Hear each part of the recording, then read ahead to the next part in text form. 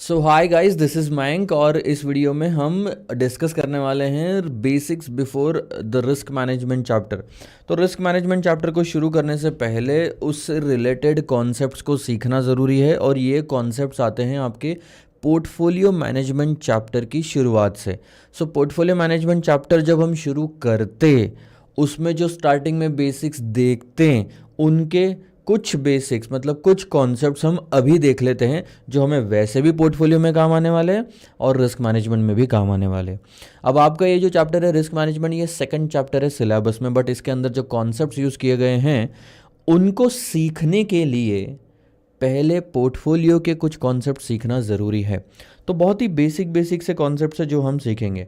तो ये हमारा पर्पज़ है, तकरीबन 6 कॉन्सेप्ट्स है पोर्टफोलियो से जो हम सीखेंगे और उसके बाद हम रिस्क मैनेजमेंट के टॉपिक पे आएंगे।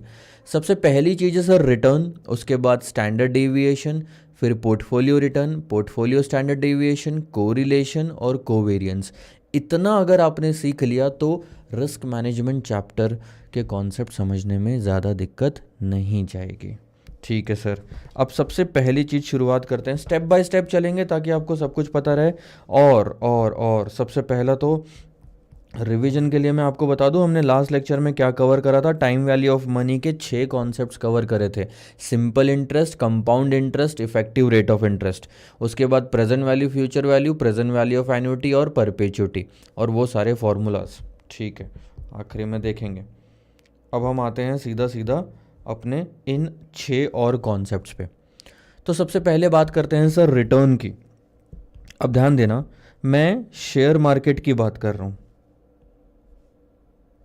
आप कोई भी इक्विटी शेयर में आज 100 रुपये का इन्वेस्टमेंट करो और 1 साल बाद आपका लेट्स से फॉर एग्जांपल उस शेयर की कीमत हो गई है, आपके उस शेयर की कीमत हो गई है 120 रुपये।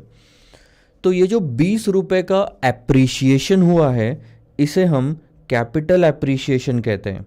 क्या नाम दिया जाता है इसको? Capital appreciation. बट अगर हम ये साल के अंत में शेयर्स बेच दे और 120 रुपये अगर हमारे पास में कैश आ जाता है तो इस 20 रुपये को कैपिटल गेन कहा जाता है। सो दोनों में फ़र्क देखो क्या है तो 20 रुपये दोनों जगह पे, यहाँ भी 20 रुपीज़, यहाँ भी 20 रुपीज़, लेकिन जब तक शेयर बेचा नहीं है तब तक उसे कैपिटल एप्रिशिएशन कहा जाता है। इस पे कोई भी टैक्स नहीं देना पड़ता क्योंकि अभी तक आपके पास वो पैसे आए ही नहीं हैं। लेकिन कैपिटल गेन कब होता है? जब आप शेयर्स बेच देते हैं तो 20 रुपये का जो हुआ वो एक्स्ट्रा कैपिटल गेन कहा जाता है। इस पे कैपिटल गेन टैक्स देना पड़ता है। आप डायरेक्ट टैक्स में इसके बारे में पढ़ोगे। ठीक है सर, इतना आपको समझ में आ गया। अब मैं फ़िलहाल के लिए दोनों एसएफएम में हमारे लिए जो इम्पॉर्टेंट है वो है 20। टैक्स इम्पॉर्टेंट नहीं है, 20 इम्पॉर्टेंट है जिसे हम कैपिटल एप्रिशिएशन और कैपिटल गेन कहते हैं। नॉर्मली मैं आगे यहाँ से अब आगे पूरे एसएफएम में कैपिटल एप्रिशिएशन वर्ड यूज़ करूँगा, but that also includes capital gain, ऐसा मान के चलना, क्योंकि हमारे लिए फिगर इंपॉर्टेंट है जो कि है 20 दोनों केस में। तो डिफरेंस कहीं नहीं आएगा आंसर में। बट जो आपने एक शेयर खरीदा स्टार्टिंग में 1 साल में, हो सकता है कि कोई भी पॉइंट पे बीच में, let's say for example November and में या पूरे दिसंबर एंड में भी आपको कंपनी ने डिविडेंड बांटा। जितने भी शेयर होल्डर्स थे उनको डिविडेंड बांटा और हर शेयर पे 10 रुपये का डिविडेंड बांटा, तो ये भी आपकी कमाई हो गई। अब क्वेश्चन ये आता है कि साल के अंत में मैं शेयर्स बेचूं या ना बेचूं, मेरा रिटर्न ऑन इन्वेस्टमेंट क्या है? फाइनेंशियल मैनेजमेंट में आपने पढ़ा होगा रिटर्न ऑन इन्वेस्टमेंट का मतलब क्या होता है। Return on investment is nothing but return in the numerator divided by investment in the denominator. बस यही चीज़ हमने सीखनी है। अब ये जो रिटर्न है ये 2 तरह का रिटर्न है। अगर आप ध्यान दोगे इस पर्टिकुलर ट्रांजैक्शन में तो आपको रिटर्न के फॉर्म में दो फॉर्म में आपको रिटर्न मिला है। एक तो कैपिटल एप्रिशिएशन, दूसरा डिविडेंड। तो ये हमने कैपिटल एप्रिशिएशन यहाँ रख लिया प्लस डिविडेंड न्यूमरेटर में रख लिया, डिवाइडेड बाय इन्वेस्टमेंट जो था वो आपने जो इनिशियल लेवल पे किया था वो, तो हम इसे इनिशियल इन्वेस्टमेंट कह देते हैं, I. So capital appreciation plus dividend divided by initial investment will give you the return that you have earned. So capital appreciation 20 का था, डिविडेंड 10 रुपये का था, इनिशियली जो आपने इन्वेस्टमेंट किया वो 100 रुपये का, टोटल आपका जो रिटर्न हुआ वो 30 रुपीज़ का, और इसे 30% में कन्वर्ट किया जा सकता है। तो आपका अगर मैं रिटर्न कैलकुलेट करने बोलूँ तो आप इजीली कैलकुलेट कर सकते हैं कि जितना भी रिटर्न कमाया वो न्यूमरेटर में ले लोगे, जितना भी इन्वेस्टमेंट होगा वो डिनोमिनेटर में ले लोगे। तो हमारा ये पहला कॉन्सेप्ट क्लियर हुआ, रिटर्न का मतलब क्या होता है। Return is nothing but dividend plus capital appreciation divided by initial investment. अब कई बार ऐसा होगा कि साल के अंत में आपको सिर्फ इतना लिखा रहेगा कि 100 रुपये इन्वेस्ट किए थे, 120 रुपये हो गए, अब बताओ रिटर्न कितना। ऐसे केस में आपको डिविडेंड की इंफॉर्मेशन अगर नहीं दी है तो आपको ज़ीरो अज्यूम करना है और आगे बढ़ना है। एक कॉन्सेप्ट को ध्यान में रखो कि एग्ज़ाम में आप इंफॉर्मेशन नहीं दी है तो मैं आंसर नहीं लिखूंगा, ये नहीं हो सकता। आपको जितनी इंफॉर्मेशन दी है उसके साथ बाकी अजम्पशंस लेते हुए आगे बढ़ना ही पड़ेगा। डोंट से दैट मैं ये आंसर नहीं लिखूंगा, मुझे इंस्टीट्यूट का आंसर गलत लग रहा है, क्वेश्चन गलत लग रहा है। अगर आप ऐसा बोलोगे तो दिक्कत हो जाएगी। अगर इंस्टीट्यूट गलत क्वेश्चन भी देती है तो उसको मार्क्स अलॉट करती है, प्रोवाइडेड आपने वो क्वेश्चन अटेम्प्ट किया हो। अगर आप बोलोगे कि मैं अटेम्प्ट ही नहीं करता और इंस्टीट्यूट मुझे गलत क्वेश्चन का मार्क्स दे दे, तो नहीं हो सकता सर। तो एक खासियत है इंस्टीट्यूट की कि इंस्टीट्यूट अगर गलती से भी गलत क्वेश्चन पूछता है एग्ज़ाम में तो उसके पूरे मार्क्स आपको दिए जाते हैं, बट एक ही कंडीशन है इंस्टीट्यूट की, वो बोलती है कि आपने वो क्वेश्चन अटेम्प्ट किया हुआ होना चाहिए। अगर आपने अटेम्प्ट ही नहीं किया यानी आप गलत सॉल्व कर दो चलेगा, कुछ नोट दे दो नीचे में चलेगा, लेकिन सॉल्व करो, मार्क्स मिलेंगे। तो ये चीज़ बहुत इंपॉर्टेंट है एग्ज़ाम पॉइंट ऑफ व्यू से, ध्यान में रखना सर। मैं आगे बढ़ता हूँ, अब दूसरी कंडीशन लेता हूँ रिटर्न के केस में।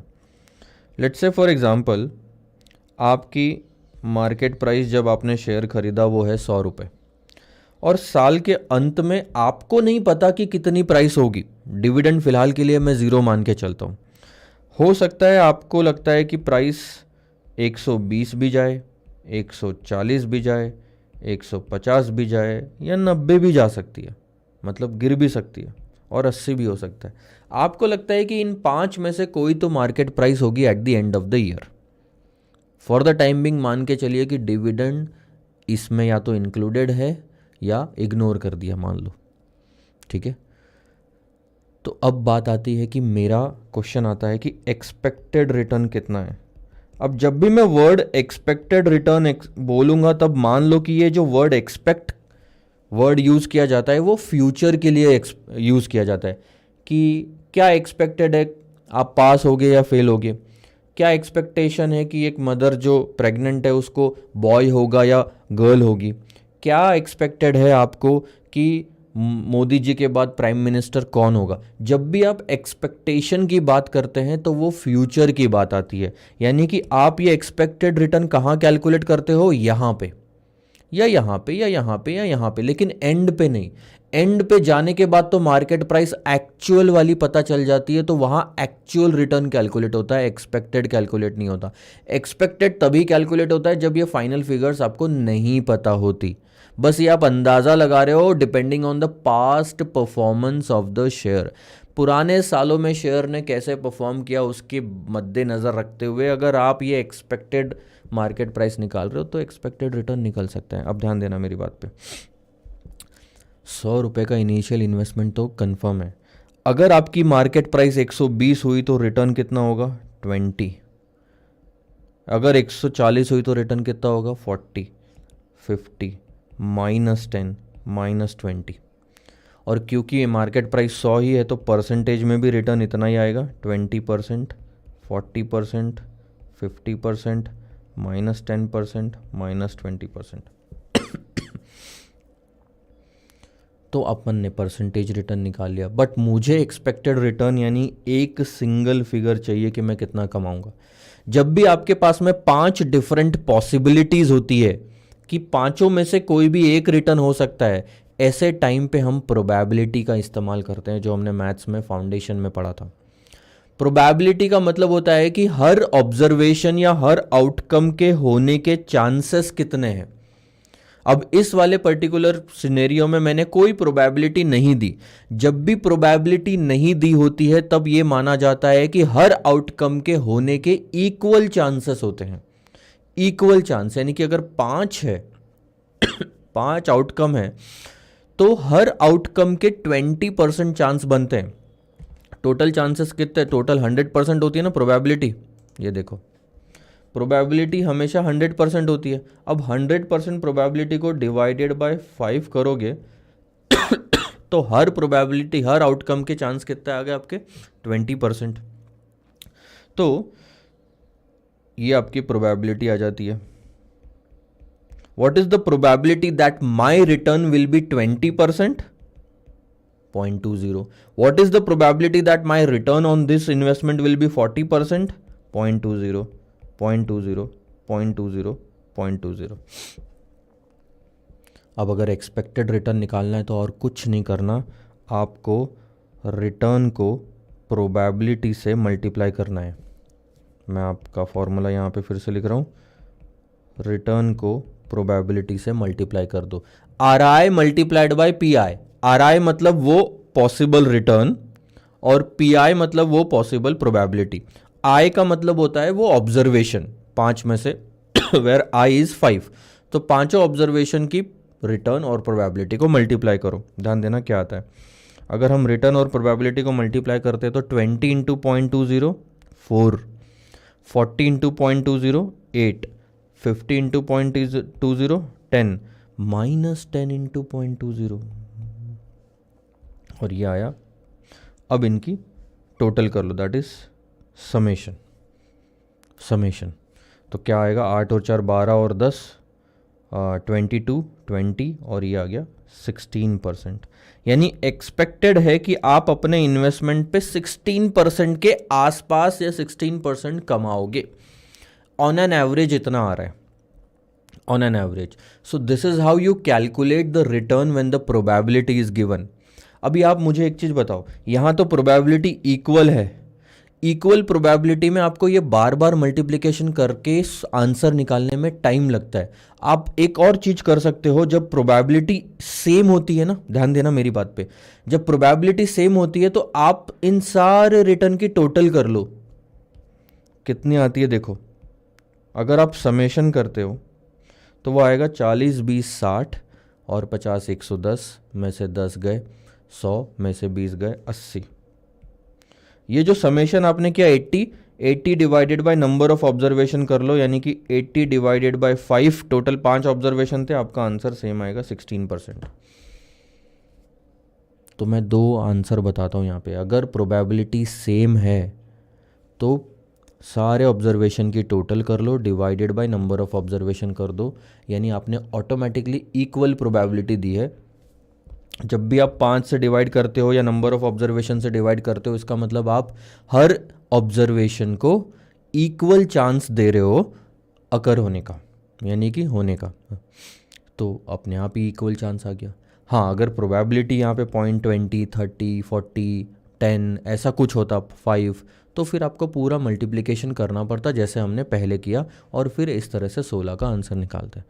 तो ऑल एंड ऑल मैं आपको ये जो बता रहा हूँ वो ये है कि अगर आपके आखिरी में रिटर्न्स मल्टीपल हो सकते हैं, एक रिटर्न के बजाय ज़्यादा रिटर्न हो सकते हैं, तो एक्सपेक्टेड रिटर्न निकालोगे प्रोबेबिलिटी की मदद से कि अल्टीमेटली होना तो एक ही है, तो इन पांचों की प्रोबेबिलिटी कितनी है। असलियत में ऐसी सिचुएशन आएगी, इसके चांसेस यानी कि प्रोबेबिलिटी अगर डिफरेंट होती है तो मल्टीप्लाई करो। तो ये हमने दूसरा फॉर्मूला सीखा एक्सपेक्टेड रिटर्न का। अगर प्रोबेबिलिटी दी होती है तो रिटर्न कैसे कैलकुलेट करते हैं?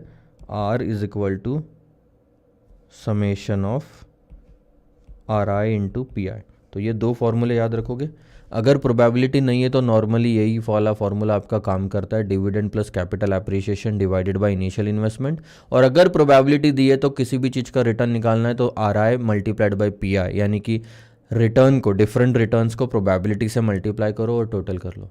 प्रोबेबिलिटी तभी दी रहेगी जब एक से ज़्यादा ऑब्जर्वेशन या रिजल्ट आने के चांस होते हैं। ध्यान देना, अगर आप एक कॉइन टॉस करते हो तो वो या तो हेड्स आ सकता है या तो टेल आ सकता है। तो ऐसे में 50-50% चांसेस होते हैं हेड और टेल आने के, क्योंकि दो ही ऑब्जर्वेशन है। अगर कॉइन टॉस करने के बाद आपको पता है कि 100% हेड्स ही आएगा, तो फिर तो प्रोबेबिलिटी की ज़रूरत ही नहीं है, क्योंकि 100% हो गया। अब क्या प्रोबेबिलिटी निकाल के मतलब है। अगर कोई आउटकम श्योर होता है ना, उसकी प्रोबेबिलिटी 100% होती है। बट अगर आउटकम श्योर नहीं है तो उसकी अलग अलग प्रोबेबिलिटी हो सकती है। अब मैं घर से गाड़ी लेके बाहर निकलता हूँ, ठीक है, कितने % चांस है कि मेरे गाड़ी का टायर पंचर हो जाएगा? मैं नॉर्मली लेके चलता हूँ कि 100 में से एक बार, नहीं सर, एक भी बार नहीं, मेरा 0.5% चांस है कि टायर पंचर होगा और 99.5% चांस है कि टायर पंचर नहीं होगा, जितना मेरा ऑब्जर्वेशन बोलता है। So most of the time नहीं होता है, बहुत ही रेयर होता है वो चीज़। ठीक है, आप एग्ज़ाम दे रहे हो, उसके सिर्फ 2 ही रिज़ल्ट होते हैं, या तो आप पास होते हो या तो आप फेल होते हो। तो आपकी प्रिपरेशन पे आप बता सकते हो कितने % चांस है कि आप ये होगे। सो आप बोलोगे कि सर 60% प्रोबेबिलिटी है कि मैं पास हो जाऊंगा और 40% प्रोबेबिलिटी है कि मैं फेल हो जाऊंगा। So this is what the probability. एक से ज़्यादा आउटकम जब होता है तब हम प्रोबेबिलिटी का इस्तेमाल करते हैं। यहाँ पे भी एक से ज़्यादा जब रिटर्न थे तो हमने प्रोबेबिलिटी का इस्तेमाल किया। चलो, अब हमारा पहला कॉन्सेप्ट है वो ख़त्म हो गया, जो कि है return, dividend plus capital appreciation divided by initial investment, और अगर प्रोबेबिलिटी है तो are I multiplied by P I. देखो, ये जो फॉर्मूले हैं ये सारे पोर्टफोलियो मैनेजमेंट के हैं, और ये फॉर्मूलेज आपको याद करने पड़ेंगे ओवर अ पीरियड। ये थोड़ा स्टैटिस्टिकल इसमें नेचर आएगा। जब आप यहाँ पे कोरिलेशन, कोवेरियंस वगैरह निकालोगे तो स्टैटिस्टिक्स का इस्तेमाल होगा। ये सारे फॉर्मूले ओवर अ पीरियड आपको याद रखने पड़ेंगे। अभी जो आप देखोगे लेक्चर में, तब आप सिर्फ सीख लो। पोर्टफोलियो का चैप्टर ख़त्म होते होते अगर आपको ये फॉर्मूले याद रहे तो बहुत बढ़िया, नहीं रहे तो कहीं गलती है मानना। अभी आप खुद से एक्सपेक्ट मत करना कि इसी लेक्चर के जस्ट बाद आपको सारे फॉर्मूले याद रहने लग जाएंगे। That's not possible. Practice makes man perfect. तो आपको इन सब की प्रैक्टिस कम से कम 10-10, 20-20 बार मैं करवाऊंगा, और उसके बाद अगर याद नहीं रहे तो दिक्कत है, समझना। तब तक आप खुद से ज़्यादा उम्मीदें मत लगाओ। ओवर स्ट्रेस्ड होना ज़रूरी नहीं है। सो फर्स्ट कॉन्सेप्ट हमारा क्लियर हो गया, दैट इज़ रिटर्न। देखो, तो अब सेकंड कॉन्सेप्ट पे ध्यान देते हैं sir, standard deviation. Standard deviation को इस सिंबल से डिनोट किया जाता है, यह है सिग्मा। इसे सिग्मा बोलो, आगे से हम स्टैंडर्ड डेविएशन बोलेंगे। ठीक है, अब थोड़ा ध्यान दो कि स्टैंडर्ड डेविएशन का कॉन्सेप्ट होता क्या है।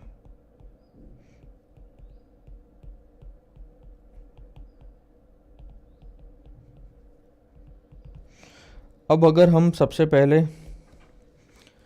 वर्ड्स पे ही जाए तो स्टैंडर्ड का मतलब होता है कि एक ट्रेंड या एक फॉर्मेट, या आप बोलो कि पास्ट ट्रेंड को देखते हुए एक रूल जो बनाया गया है वो। अब डेविएशन का मतलब क्या होता है कि डेविएट, जैसे अभी मैं मान रहा हूँ कि मैं अपने रास्ते से चल रहा हूँ। ठीक है, मैं आपको एग्जांपल देता हूँ कि मैं कहीं अपना कोई किसी गांव में रास्ते पे ऐसे ऐसे ऐसे ऐसे ऐसे चल रहा हूँ, ठीक है, और रास्ता ऐसा ही था और मैं बीच में से ऐसे पलट गया, यानी मैं अपने रास्ते से भटक गया। तो ये हो गया डेविएशन। ऐसे ऐसे ऐसे ऐसे ऐसे ऐसे चलना था, ये हो गया डेविएशन। अब लाइट दिन भर आ रही है और किसी 7:05 पे चली गई, तो वो हो गया deviation. Current, continuous supply of current में जब डेविएशन आया यानी कि लाइट चली गई। डेविएशन का मतलब होता है कि कितना हमारा जो स्टैंडर्ड है, वो स्टैंडर्ड आंसर जो है वो डिफरेंट जा रहा है, अलग जा रहा है। अब इन्वेस्टमेंट और एसएफएम के वर्ल्ड में इसको हम रिलेट करेंगे हमारे रिटर्न से। आपने देखा होगा कि अभी अभी जो हमने आंसर निकाला था कि इस इन्वेस्टमेंट पे कितना रिटर्न हम एक्सपेक्टेड है कमाएंगे, 16% रिटर्न। बट एक्चुअल में क्या 16% कमाएंगे? नहीं कमाएंगे। Reality will be different, somewhere below और अबव 16%। हमारा नेक्स्ट क्वेश्चन ये है कि 16% का जो स्टैंडर्ड आंसर है वो कितना परसेंट रियलिटी में डेविएट होगा। आंसर तो निकाल लिया कि कमाएंगे, लेकिन इसमें फायदा नुकसान कितना हो सकता है, कितना डेविएशन आ सकता है, कितना बदलाव आ सकता है जब रियलिटी में हम आएंगे। हो सकता है 17-18%। अब 18% है तो हम तकरीबन 16 से 18 का डिफरेंस लेंगे। अब देखो कैसे निकालते हैं स्टैंडर्ड डेविएशन, ध्यान देना। इसमें पूरा हम एक फॉर्मूला बनाएंगे, बट कॉन्सेप्ट समझने के बाद। तो ये है आपके पॉसिबल रिटर्न्स कि आप इतना कमाओगे। 20%, 40%, 50%, -10, -20। मैं एग्जैक्टली वही एग्जांपल ले रहा हूँ जो हमने अभी अभी लिया है, समझने में आसानी जाएगी। ये है मेरे पॉसिबल रिटर्न्स। अब मैं एक और काम करता हूँ कि मैं यहाँ पे प्रोबेबिलिटी ले लेता हूँ, और प्रोबेबिलिटी इस बार मैं थोड़ी डिफरेंट लेता हूँ। अभी सेम प्रोबेबिलिटी कंटिन्यूस वो वाली लेके तो मैं ईजिली समझा दूंगा आपको, बट एक्चुअल में तो आंसर कुछ और ही आएगा। एक्चुअल जब क्वेश्चन पूछा जाएगा तो प्रोबेबिलिटी डिफरेंट रहेगी ना, तो हम कुछ प्रोबेबिलिटी डिफरेंट लेते हैं। लेट्स से पहले वाले की प्रोबेबिलिटी 0.20, दूसरे वाले की 0.30, तीसरे वाले की 0.10। मेक श्योर कि प्रोबेबिलिटी का टोटल कभी भी 100% से ऊपर नहीं जाना चाहिए। यह है 1.00। सो 20 और 30, 50 और 10 कितने हो गए? 60।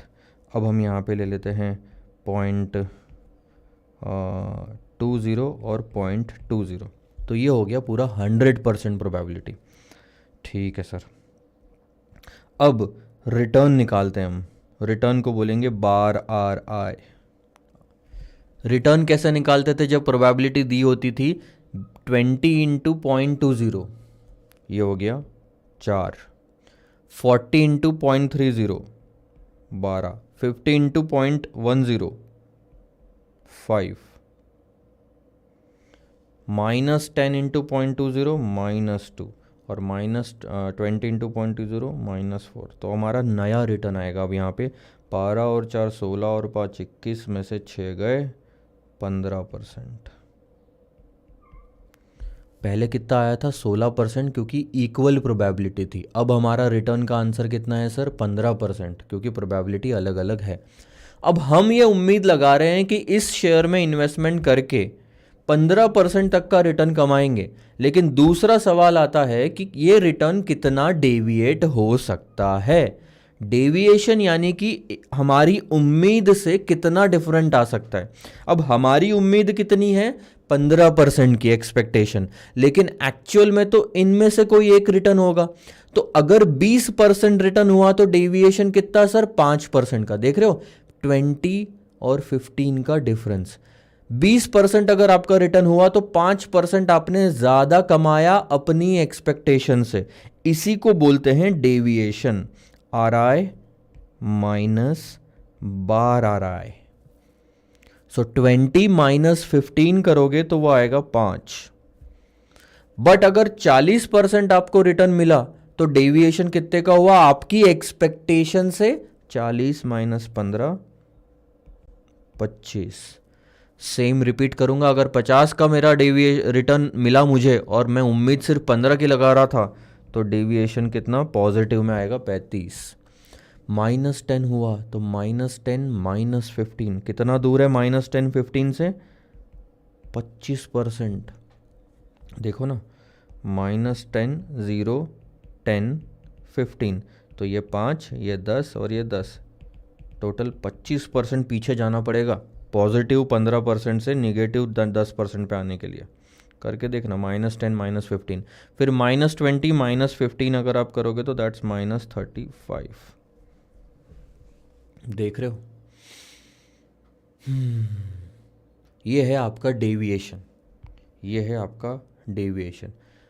अब डेविएशन तो आपने निकाल लिया, लेकिन हमें तो एक सिंगल फिगर चाहिए, और ऊपर से स्टैंडर्ड डेविएशन। ध्यान देना, स्टैंडर्ड डेविएशन यानी कि रिस्क कितना है, इसका मतलब होता है रिस्क। इसको डिनोट किया जाता है इस सिंबल से।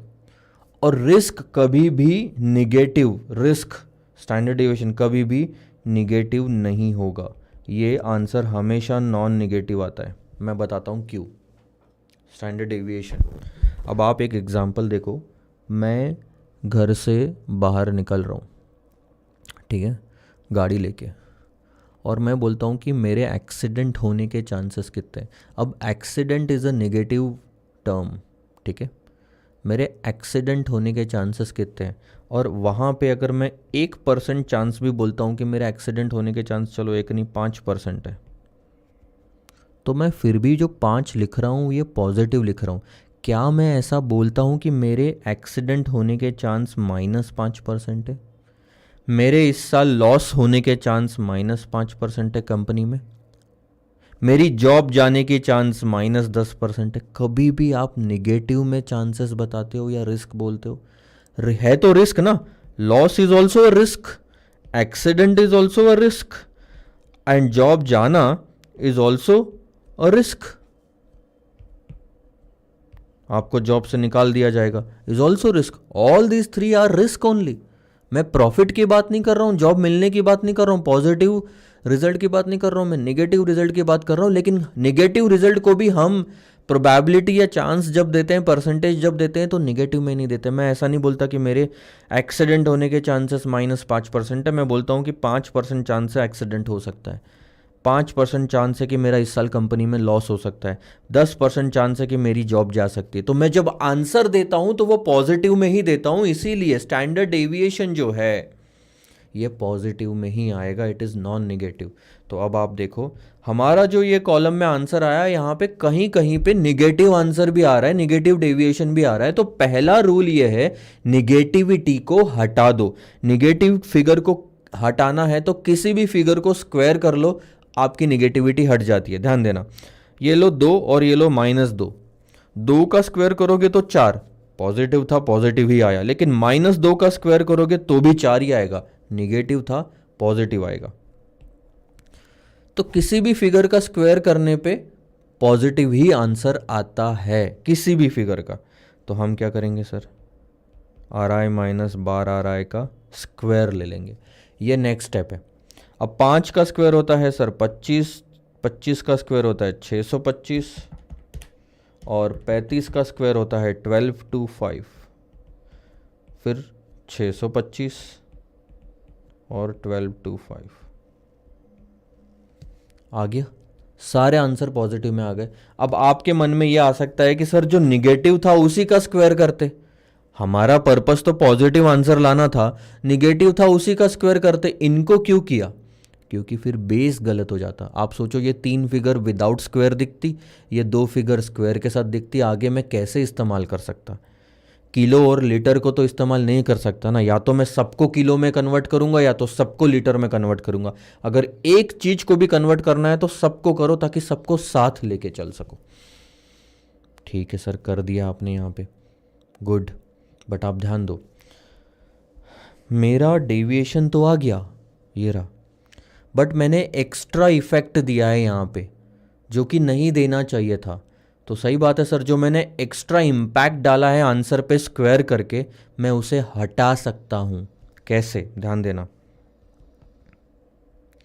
पहले मेरा आंसर था -2, उसको मैंने स्क्वायर करा ताकि मैं निगेटिविटी हटा सकूँ, तो 4 लिख दिया।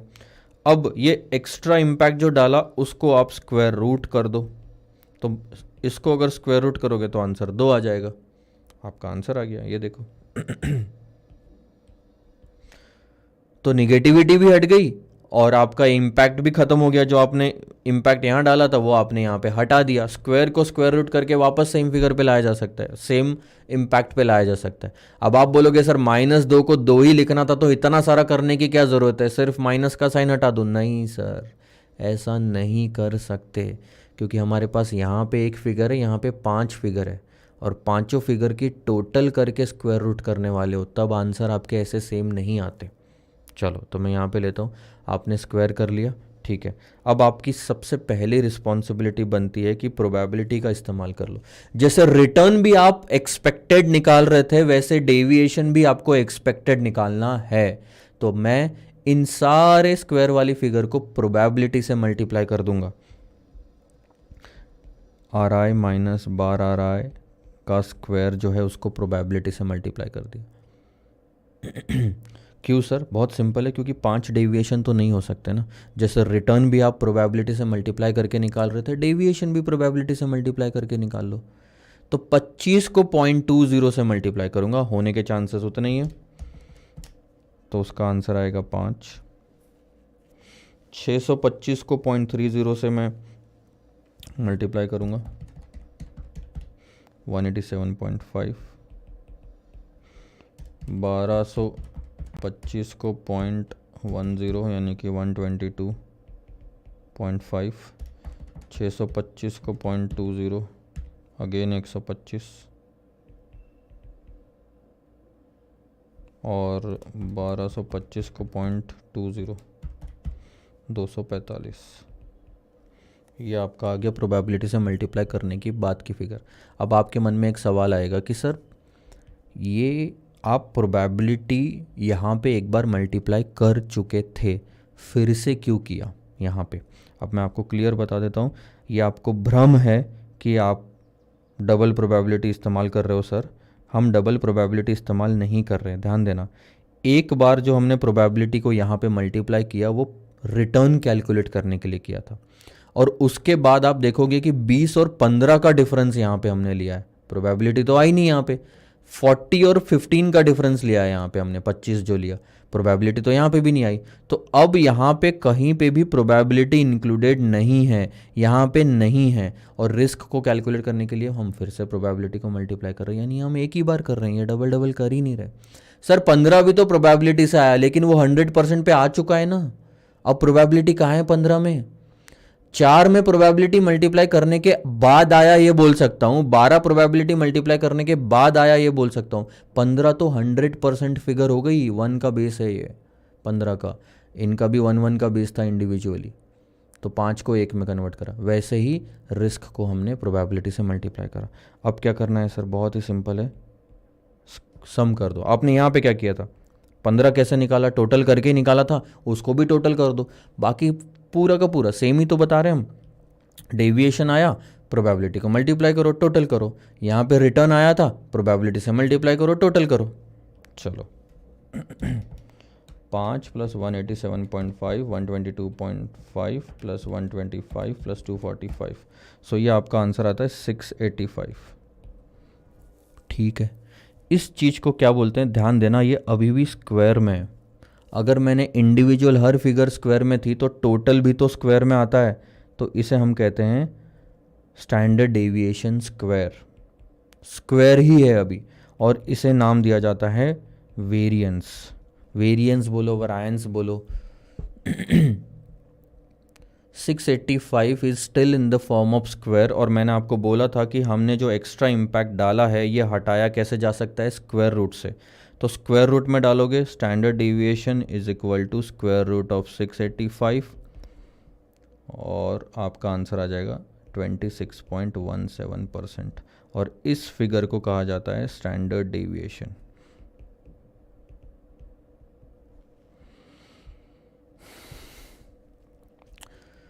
तो ऑल एंड ऑल 2 आंसर आपके फाइनली आते हैं कि आप उम्मीद लगा लो शायद आप 15% कमा सकते हो इस इन्वेस्टमेंट पे, लेकिन ये 15% 26.17% से ऊपर भी जा सकता है और नीचे भी जा सकता है। तो अब मैं इसको एक्सप्लेन करता हूँ। आपका expected return on this investment is 15%,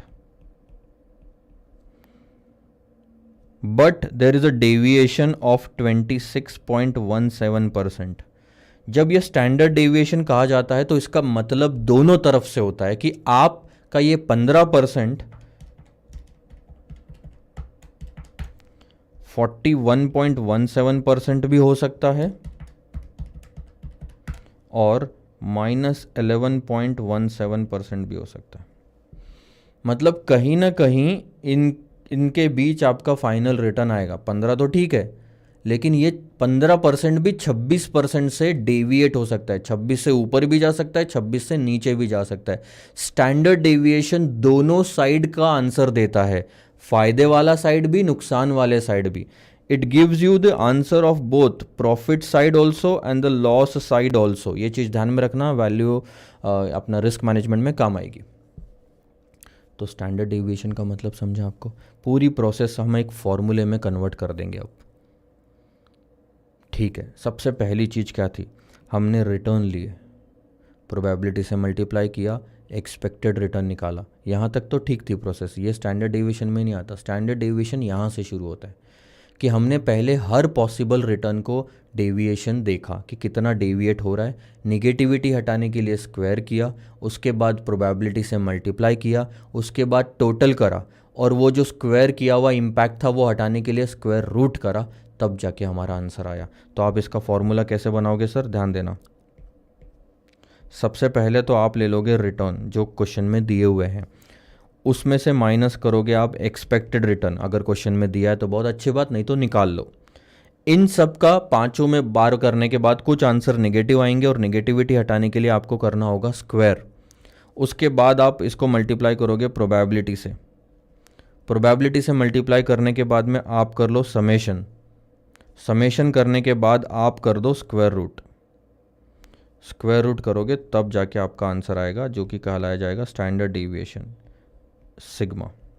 ये है formula. Are I minus bar are आई, ध्यान देना, अब मैं वापस बोल रहा हूँ। Are I minus bar are आई से डेविएशन आया, नेगेटिविटी हटाने के लिए स्क्वायर किया, उसके बाद प्रोबेबिलिटी से मल्टीप्लाई करा, फिर समेशन करा, फिर स्क्वायर रूट करा। अंदर से बाहर आना पड़ेगा,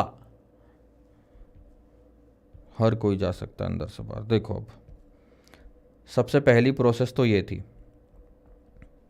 उसके बाद और थोड़ा हमने स्क्वायर करा तो ये दूसरी प्रोसेस आ गई, उसके बाद और हमने थोड़ा बड़ा करा तो ये तीसरी प्रोसेस आ गई।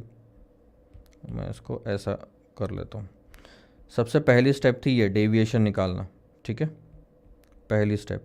उसके बाद दूसरी स्टेप थी ये थोड़ा सा और स्क्वायर करना। तीसरी स्टेप थी और थोड़ा सा प्रोबेबिलिटी से मल्टीप्लाई करना। चौथी स्टेप थी आपकी समेशन करना, और पांचवी स्टेप थी आपकी स्क्वायर रूट करना। तो आप देख रहे हो स्टेप वाइज अगर मैं लिखूं तो हम अंदर से बाहर जा रहे हैं। ये है आपका स्टैंडर्ड डेविएशन। एक और चीज़ मैं आपको बता दूं कि अगर इन केस प्रोबेबिलिटी नहीं रही तो आप फॉर्मूले को थोड़ा सा बदल सकते हो, ध्यान देना। यहाँ तक तो सेम स्टेप्स है, स्क्वायर करने वाली भी सेम स्टेप्स है, बट अब अगर प्रोबेबिलिटी नहीं है तो यहीं पे टोटल कर लो और डिवाइडेड बाय n कर लो। नंबर ऑफ ऑब्जर्वेशन 5 है तो 5 से डिवाइड कर दो, क्योंकि जैसे ही आप 5 से डिवाइड करोगे इसका मतलब आपने इक्वल प्रोबेबिलिटी से मल्टीप्लाई कर दिया, ये हो जाएगा। सो प्रोबेबिलिटी से प्रोबेबिलिटी का इम्पैक्ट आ जाएगा, लेकिन इक्वल प्रोबेबिलिटी का इम्पैक्ट आएगा। अगर क्वेश्चन में प्रोबेबिलिटी नहीं दी है तो आप तो यही मानोगे ना कि हर आउटकम के होने के चांसेस इक्वल है। उसके बाद स्क्वायर रूट कर दो। तो स्टैंडर्ड डेविएशन के हमारे दो फॉर्मूले बनते हैं सर, ये है एक विथ प्रोबेबिलिटी वाला और ये है एक विदाउट प्रोबेबिलिटी वाला।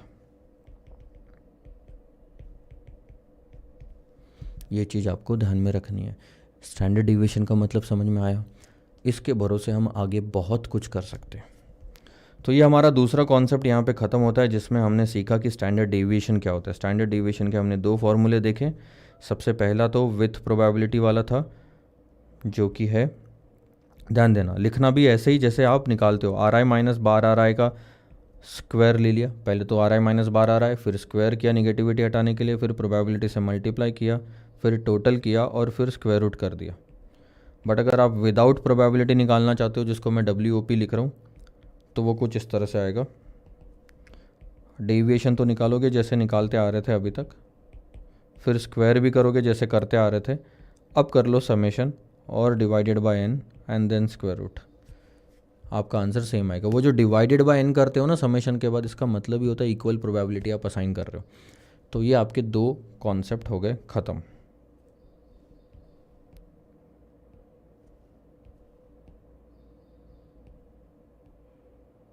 स्टैंडर्ड डेविएशन भी हो गया हमारा ख़त्म। अब हम डिस्कस करेंगे सर पोर्टफोलियो रिटर्न और पोर्टफोलियो स्टैंडर्ड डेविएशन। यहाँ आप अब अगले स्टेप पे जा रहे हो। देखो, इन दो कॉन्सेप्ट के भरोसे मैं आधा रिस्क मैनेजमेंट तो कवर कर लूँगा चैप्टर, लेकिन उसके बाद वापस एक जगह पे अटकेंगे जहाँ पे इन कॉन्सेप्ट्स की ज़रूरत पड़ेगी। इसीलिए मैं अभी से आपको ये बाकी के तीनों चारों कॉन्सेप्ट समझा दे रहा हूँ। थोड़ा टाइम लगेगा, मान लो 1-1.5 घंटा पूरा 6 कॉन्सेप्ट पे जाएगा, लेकिन कंसेप्चुअली आप इतना स्ट्रांग हो जाओगे कि पोर्टफोलियो मैनेजमेंट के 20% क्वेश्चंस, ध्यान देना, पोर्टफोलियो मैनेजमेंट के 20 से 30% क्वेश्चंस आप इन 6 कॉन्सेप्ट्स के बेसिस पे सॉल्व कर सकते हो। तो आपको लग रहा होगा कि स्टार्टिंग सर अभी तक हमने चैप्टर शुरू भी नहीं करा और इतना सारा टाइम चला गया, तो डोंट पैनिक। थोड़ा भरोसा रखो कि कॉन्सेप्ट सबसे ज़्यादा इंपॉर्टेंट होते हैं, हम सबसे ज़्यादा टाइम इसी पे देंगे, क्वेश्चंस पे इतना ज़्यादा टाइम नहीं देंगे हम, क्योंकि तब आपको ईजीली समझ में आ जाएगा। बट इनके भरोसे आप बहुत सारी चीज़ें आगे कर सकते हो। अभी तक हम 8 कॉन्सेप्ट कंप्लीट कर चुके हैं। ध्यान देना सर, 6 कॉन्सेप्ट थे हमारे टाइम वैल्यू ऑफ मनी के, 2 कॉन्सेप्ट हो गए हमारे ये basics before risk management chapter के। ठीक है सर, थोड़ा सा ब्रेक लेता हूँ 5 मिनट का और फिर आते हैं पोर्टफोलियो रिटर्न और स्टैंडर्ड डेविएशन को आगे डिस्कस करने। तो आइए sir, after this break we are going to start with concept number 3, that is portfolio return, and concept number 4, portfolio standard deviation. Return और स्टैंडर्ड डेविएशन का मतलब आपको समझ में आ गया। आपको जो मतलब अब समझने की ज़रूरत है वो है पोर्टफोलियो। पोर्टफोलियो होता क्या है? बहुत ही सिंपल सी भाषा में अगर मैं समझाऊं तो it is a basket of 2 और मोर देन 2 असेट्स। यानी फाइनेंस की भाषा में एक से ज़्यादा जगह पे जब आपने निवेश कर रखा हो या इन्वेस्ट कर रखा हो तो आपके सारे इन्वेस्टमेंट का जो एक बास्केट बनता है उसे पोर्टफोलियो कहा जाता है। मैं अगर कहूँ कि मैंने, लेट्स से फॉर एग्जांपल यहाँ लिखते हैं हम, मेरे पास 10 लाख रुपए थे, मैंने 10 लाख में से 5 लाख रुपए इक्विटी में डाल के रखा है, मैंने 3 लाख रुपए कहीं रियल इस्टेट में डाल के रखा है, कोई दूर दराज में लैंड खरीद ली मैंने बहुत सस्ते में 1 आध एकड़, तो 3 लाख रुपए 4 लाख रुपए में आ जाती है, तो ये 3 लाख रुपए आपने यहाँ डाल दिया, 5 और 3 8 हो गए, और आप मान लो 2 लाख रुपए की आपने एफडी करा ली, तो ये आपका एक तरह से पोर्टफोलियो ऑफ बन गया। पोर्टफोलियो बना है 10 लाख रुपए का, तो इसका मतलब है कि 10 लाख रुपए कहाँ कहाँ लगे हैं ये आपको इससे पता चल जाएगा। इन्वेस्टमेंट कहा जाता है। इनफैक्ट अगर मैं इस इक्विटी को भी अगर ओपन करूँ तो हो सकता है कि मैंने टाटा मोटर्स के शेयर खरीद रखे हों,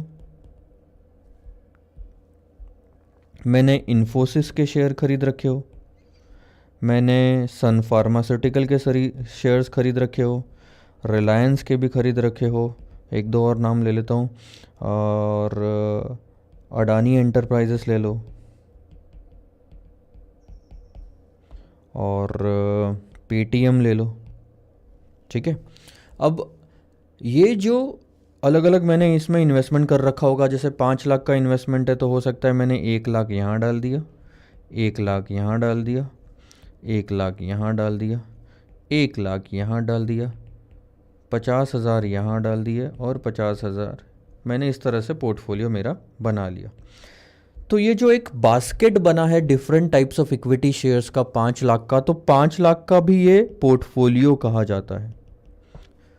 तो ये मेरा 5 लाख का पोर्टफोलियो है इक्विटी शेयर्स का। तो अब ऐसा क्यों किया जाता है? बहुत ही सिंपल सी बात है सर, कि पूरा का पूरा 5 लाख रुपए, आप ज़रा सा सोचो, पूरा का पूरा 5 लाख रुपए अगर मैं सिर्फ टाटा मोटर्स में डाल देता और एक भी न्यूज़ गलत आती टाटा मोटर्स के अगेंस्ट में, या तो उनकी कंपनी का परफॉर्मेंस ख़राब होता, या तो वहाँ आग लग जाए, मार्केट क्रैश हो जाए, या ऑटोमोबाइल सेक्टर ही पूरी तरह से ख़राब हो रहा है, तो ऐसे केस में मेरा पूरा 5 लाख रुपए नुकसान पे या रिस्क पे जा सकता है। इसमें 5 लाख रुपए में मेरे को बहुत नुकसान हो जाएगा। बट मैंने क्या किया, मैंने थोड़ी समझदारी का काम किया और मैंने अलग अलग इंडस्ट्री में इन्वेस्टमेंट करा, अलग अलग कंपनी, अलग अलग इंडस्ट्री। आप नोटिस करो, टाटा मोटर्स ये जो है ये ऑटोमोबाइल इंडस्ट्री है, इन्फोसिस ये टेक इंडस्ट्री है, इन टेक्नोलॉजी, सन फार्मा ये फार्मास्यूटिकल इंडस्ट्री है, रिलायंस बहुत बड़ा, रिलायंस बहुत डिफरेंट सेक्टर्स में, अडानी एंटरप्राइजेस अलग, पेटीएम एक फिनटेक इंडस्ट्री होगी। तो अलग अलग इंडस्ट्री में इन्वेस्ट कर रखा है। इसका फ़ायदा क्या मिलता है पता है? इसका फ़ायदा होता है रिस्क रिडक्शन। मैंने रिस्क बहुत कम कर लिया। जब आप एक शेयर के बजाय 5-6 डिफरेंट शेयर्स में इन्वेस्टमेंट करते हैं तो उसे कहा जाता है आपने अपने इन्वेस्टमेंट को डाइवर्सिफाई कर लिया यानी कि फैला दिया अलग अलग जगह पे। अब उससे ये बात होती है कि नुकसान आपका अगर होता है तो कम होता है। इनकेस अगर कोई भी न्यूज़ आती है तो टाटा मोटर्स की अगर खराब न्यूज़ भी आएगी तो 1 लाख पे ही आपको नुकसान होगा, बाकी सब पे नुकसान नहीं होगा, क्योंकि ऑटोमोबाइल सेक्टर में खराब न्यूज़ आई है, उसका इन्फोसिस से क्या लेना देना, उसका पेटीएम से क्या लेना देना। Getting it? तो एट अ टाइम मेरे सारे शेयर्स पे खराब न्यूज़ आएगी, इसके चांसेस बहुत कम हो जाते हैं। आप सोचो ऐसी कौन सी न्यूज़ आएगी जो सारे शेयर्स को एक साथ इंपैक्ट डालेगी। इंडियन स्टॉक मार्केट गिर गया, इन्फ्लेशन, अर्थक्वेक, वॉर, ये ऐसी न्यूज़ है। अब अर्थक्वेक रोज़ आता है क्या? नहीं, तो बहुत चांसेस कम है। वॉर रोज़ होता है क्या? नहीं, तो इसके भी चांसेस कम है। तो ये जो मैंने रीज़न बताया ये बहुत रेयर होता है, तो चांसेस कम हो जाते हैं रिस्क के, इसी को कहा जाता है रिस्क रिडक्शन। अब आप सोचो आपका ये एक पोर्टफोलियो है और मैं आपका दूसरा पोर्टफोलियो बनाता हूँ, लेट्स से सिर्फ टाटा मोटर्स का। अब बताओ सबसे ज़्यादा रिस्क कहाँ होना चाहिए? सबसे ज़्यादा रिस्क आपका टाटा मोटर्स वाले इन्वेस्टमेंट पे होगा, जहाँ पे आपने पूरे 5 लाख रुपए लगा दिए कि एक गलत न्यूज़ ऑटोमोबाइल की आई और आपको मान लो 10% का नुकसान हुआ तो सीधा 50,000 का नुकसान होगा। बट वही यहाँ पे सिर्फ 10,000 का नुकसान होगा, क्योंकि सिर्फ टाटा मोटर वाले शेयर लॉस में जाएंगे उस ऑटोमोबाइल वाली न्यूज़ से। ठीक है, उस दिन बाकी की न्यूज़ शायद अच्छी हो तो प्रॉफिट हो जाएगा। तो इसे कहा जाता है रिस्क रिडक्शन, इसे कहा जाता है डाइवर्सिफिकेशन। ये वर्ड याद कर लो, ये बाद में बहुत काम आएगा। चलो ठीक है, हम आगे बढ़ते हैं। तो ये हो गया आपका पोर्टफोलियो। एक आध चीज़ मैं आपको और थोड़ा प्रैक्टिकल नॉलेज दे दूँ, थोड़ा टाइम हमारे पास में कम है क्योंकि हम एग्ज़ाम पॉइंट ऑफ व्यू से देख रहे हैं। चलो एक काम करते हैं, थोड़ा ट्राई करते हैं। अगर आ पाती है स्क्रीन आपके सामने, ग्रेट। तो ये रही आपकी स्क्रीन। अब आप थोड़ा इस पे ध्यान देना।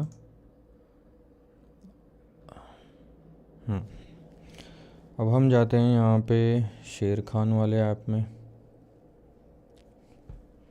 ठीक है, यहाँ पे आपको थोड़ा सा मैं पोर्टफोलियो के बारे में दिखाऊंगा। फिंगरप्रिंट सेंसर एक्टिवेट कर लिया हमने, उसके बाद हम पोर्टफोलियो में जाते हैं। अब आप यहाँ पे थोड़ा सा ध्यान दोगे, जूम करके देखोगे तो तकरीबन ये आज का मेरा पोर्टफोलियो का डिटेल है।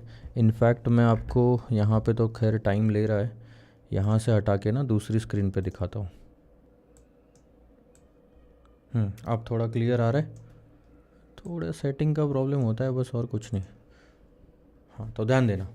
अब आप देखोगे यहाँ पे ये मेरा पोर्टफोलियो है। इसमें आप अगर इक्विटी में जाते हो तो आपको क्लियर पता चलता है यहाँ पे कि मेरा जो इन्वेस्टमेंट है वो 31.56 लाख का है और उसकी आज की वैल्यू है 38.05। और ये भी मैं आपको बता रहा हूँ, पिछले एक हफ्ते 10 दिन में मार्केट तकरीबन 21% गिरा है।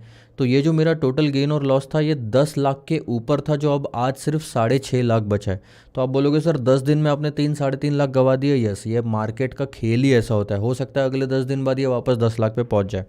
ठीक है, तो ये सिर्फ आज जो मार्केट काफ़ी अच्छा गया था, तो आज मैंने सिर्फ 84,000 रुपीज़ कमाए। सिर्फ मतलब आज सिर्फ मैंने 84,000 रुपये कमाए, सिर्फ आज मैंने 84,000 कमाया। अब आप वर्डिंग्स को इधर उधर घुमाओगे इसलिए दिक्कत हो जाएगी, इसलिए मैंने स्टार्टिंग में बोल दिया। अब मैं थोड़ा सा आपको शेयर्स पे लेके चलता हूँ, तो आपको नज़र आएगा कि मैंने कौन कौन से शेयर्स खरीद रखे हैं। Adani Power, ICICI Bank, Havells, Tata Motor, Sun Pharmaceutical, Axis Bank, Infosys, Ashok Leyland, ICICI Prudential, Yes Bank, ICICI Lombard, Hindustan Unilever, Paytm, Jubilant Food, ये वो डोमिनोज वाली कंपनी है, जुबिलियंट फूड वर्क्स लिमिटेड।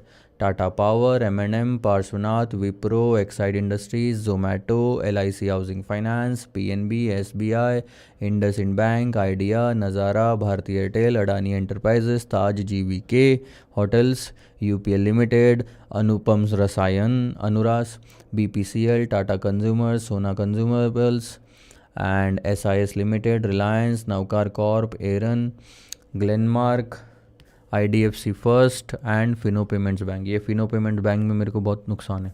चलो, तो जो भी है सर, ऑल एंड ऑल अपनी समरी ये है। तो ये है मेरा पोर्टफोलियो।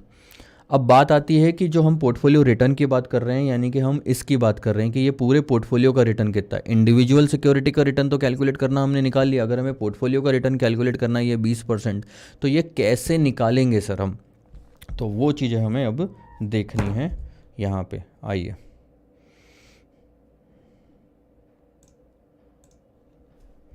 सो थोड़ा सा ध्यान देंगे, मैं आपको समराइज़ करता हूँ ये सब चीज़ें। ये हमारा तीसरा कॉन्सेप्ट हो गया पोर्टफोलियो रिटर्न वाला। तो एक चीज़ तो समझ गई कि एक पोर्टफोलियो के अंदर में 2-3 शेयर्स होने चाहिए, कम से कम 2 शेयर्स तो होने चाहिए अगर आपको पोर्टफोलियो का रिटर्न निकालना है। सो लेट से हम सिंप्लिसिटी के लिए ले लेते हैं ABC, XYZ, PQR और DEF, ऐसे 4 अलग अलग तरह के शेयर्स हैं हमारे पोर्टफोलियो में, और हमने उसमें 1 लाख का इन्वेस्टमेंट, 2 लाख का इन्वेस्टमेंट, 3 लाख का इन्वेस्टमेंट, मैं सिंपल फिगर्स ले रहा हूँ क्योंकि कॉन्सेप्ट समझना ज़्यादा ज़रूरी है, और 4 लाख का इन्वेस्टमेंट कर रखा है। तो ये टोटल मिला के हो गया 10 लाख का इन्वेस्टमेंट। अब आप ध्यान देना, इस 1 लाख के इन्वेस्टमेंट की जो मार्केट वैल्यू इंक्रीज होगी, जिसे हम कैपिटल एप्रिसिएशन कहते हैं, उसको ध्यान में रखते हुए हम रिटर्न निकाल सकते हैं, जो फॉर्मूला हमने पहले पढ़ा था, dividend plus capital appreciation divided by initial investment वाला। मैं बताता हूँ आपको यहाँ पे, ये रहा, ये हमने पढ़ा था। अगर किसी भी सिंगल सिक्योरिटी का इक्विटी शेयर का रिटर्न निकालना है तो आप उसका डिविडेंड कैपिटल एप्रिसिएशन न्यूमरेटर में रख लो, डिनोमिनेटर में इन्वेस्टमेंट रख लो, आखिरी में आपका ये वाला रिटर्न आ जाएगा। तो उसी तरह से मान लो मैंने चारों के रिटर्न निकाल लिए, ABC, XYZ, PQR, DEF, सब के चारों के रिटर्न निकाल लिए, और वो कुछ इस तरह से आ रहा है, 12%, 10%, 15% और 20%। तो पोर्टफोलियो रिटर्न क्या हुआ? 12%, 10%, 15%, 20%, ये तो हो गए सिंगल इन्वेस्टमेंट का रिटर्न। बट हमें पूरे पोर्टफोलियो का, यानी कि 10 लाख पे कितना कमाया, वो निकालना है। तो कैसे निकालेंगे? थोड़ा सा ध्यान दो, मैं 2 तरीके बताता हूँ। पहले लेंथी प्रोसीजर बताता हूँ और फिर उसका शॉर्टकट क्या है वो बताता हूँ। 1 लाख पे 12% कितना होता है सर? 12,000। 2 लाख पे 10% होता है 20,000। 3 लाख पे 15% होता है 45,000। और 4 लाख पे 20% होता है 80,000। और अगर आप इन सब की टोटल कर लो, चारों शेयर्स पे कितना कमाया आपने? 12, 20, 45 और 80, तो ये आता है 1,57,000। अब पोर्टफोलियो रिटर्न यानी और कुछ नहीं, ये टोटल रिटर्न आपका और टोटल इन्वेस्टमेंट। 10 लाख क्या है? पोर्टफोलियो। तो रिटर्न भी जो 10 लाख पे निकलेगा उसको क्या बोलोगे आप? Portfolio return. तो पोर्टफोलियो रिटर्न का सबसे पहला फॉर्मूला वही रहेगा सर जो था, रिटर्न डिवाइडेड बाय इन्वेस्टमेंट। अगर आप रुपीज़ में निकाल सकते हैं तो 1,57,000 न्यूमरेटर में रखिए और 10 लाख डिनोमिनेटर में रखिए। ये हो गया आपका 15.70%। बट हर बार ये चीज़ काम नहीं आएगी, क्योंकि बहुत बार आपको ये वाला पार्ट दिया हुआ ही नहीं रहेगा। आपको दिया हुआ रहेगा तो वेट, कि किस में कितना वेट है, इन्वेस्टमेंट कितना किया हुआ है। अब आप दूसरा तरीका देखिए।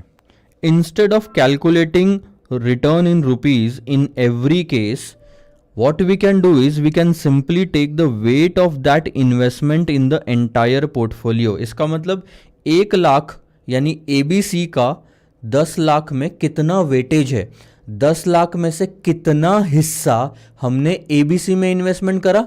अगर आप ध्यान दोगे तो 1 लाख डिवाइडेड बाय 10 लाख आता है आपका 10%, यानी कि सिर्फ 10% आपने ABC में डाला है। वैसे ही 2 लाख डिवाइडेड बाय 10 लाख करोगे तो 20%, 30% और 40%। इसे कहा जाता है weight of that investment in the entire portfolio. अब हमें इस अमाउंट की बिल्कुल ज़रूरत नहीं है। बहुत सारे क्वेश्चंस आपको ऐसे आएंगे आगे जहां पे आपको सिर्फ ये परसेंटेज में रिटर्न और वेट्स दिए होंगे। और ऐसे टाइम पे अगर आपको रिटर्न निकालना है तो अगेन सेम फॉर्मूला, जो आप रिटर्न इनटू प्रोबेबिलिटी करते थे वो आप यहाँ पे रिटर्न इनटू वेट कर लो। 12% का सिर्फ 0.10 वेट कितना होता है, 1.2%। 10% का 0.20, 15% का 0.30, 4.5, ये 2 आ जाएगा। और 20% का 0.4 अगर आप निकालोगे तो ये 8 आ जाएगा। अब आप इन सब की टोटल कर लो, 8 और 4 12, 12.5 और 2 14.5 एंड 1.20 15.70%। कहानी ख़त्म। वही आपका आंसर आया जो यहाँ पे आया। अब आपको फिगर्स की ज़रूरत नहीं है, अगर आपको वेट्स भी दिए तो आप इस तरह से निकाल सकते हो। तो पोर्टफोलियो रिटर्न आपने कितना कमाया सर, 15.70%। और वो निकाला कैसे, ध्यान देना sir, return of the portfolio RP is nothing but, हमने सबसे पहले सिंगल इन्वेस्टमेंट जो था पोर्टफोलियो के अंदर उसका रिटर्न लिया, उसको उसके वेट से मल्टीप्लाई किया, यानी कि उस पर्टिकुलर इन्वेस्टमेंट का पूरे पोर्टफोलियो में जो वेट था, और उसके बाद हमने उन सारी फिगर्स को टोटल कर लिया तो हमारा आंसर आ गया। Summation of RI into weight I, ये है हमारा पोर्टफोलियो रिटर्न। थोड़ा ध्यान देंगे यहाँ पे, ये हमारा तीसरा कॉन्सेप्ट था, पोर्टफोलियो रिटर्न निकालना। कैसे निकालना sir portfolio return, RP is equal to RI multiplied by weight I और फिर समेशन। वेटेड एवरेज रिटर्न कहते हैं उसे, वेटेड एवरेज, ये है वेटेड एवरेज रिटर्न। आप देखो ये वाला फॉर्मूला जो RI इंटू PI था वही है ये RI इंटू वेट आई। बस हर सिक्योरिटी का वेट कितना है उस पोर्टफोलियो में वो पता कर लो और उसको रिटर्न से मल्टीप्लाई कर दो तो भी सेम ही आंसर आता है। तो आप ये भी फॉर्मूला इस्तेमाल कर सकते हो, ये भी फॉर्मूला इस्तेमाल कर सकते हो, depends upon how the data is given to you. अगर आपको इन्वेस्टमेंट दिया ही नहीं होता तो ये फॉर्मूला इस्तेमाल नहीं कर पाते, बट वेट अगर दिए हैं तो आप ये फॉर्मूला इस्तेमाल कर सकते हो। इसमें प्रोबेबिलिटी नहीं होती, इसमें वेट होता है। अब आती है बारी स्टैंडर्ड डेविएशन की। Portfolio standard deviation. Standard deviation का मतलब क्या होता है सर? स्टैंडर्ड डेविएशन का मतलब होता है रिस्क, और हमें जो निकालना है वो है sigma P, standard deviation of the portfolio. अब ध्यान देना मेरी बात पे, पोर्टफोलियो का रिटर्न निकालने के लिए हर सिक्योरिटी का रिटर्न निकालना ज़रूरी था, वैसे ही पोर्टफोलियो का रिस्क निकालने के लिए हर सिक्योरिटी का रिस्क निकालना ज़रूरी है। ध्यान देना। अब मैं नया एग्जांपल लेता हूं। सबसे पहले तो मैं सिर्फ 2 सिक्योरिटी के पोर्टफोलियो का एग्जांपल लूंगा, ABC XYZ। उसका रिटर्न है 10% और 20%, और उसका रिस्क हमने निकाला जो हमने अभी सीखा था उसी मेथड से। इंडिविजुअल इन्वेस्टमेंट का हमने रिस्क निकाला तो वो आया 12% और लेट से 15%। अब दोनों सिक्योरिटी का मिला के एक पोर्टफोलियो बनता है, और हमें जो निकालना है वो है ये figure, standard deviation of the portfolio.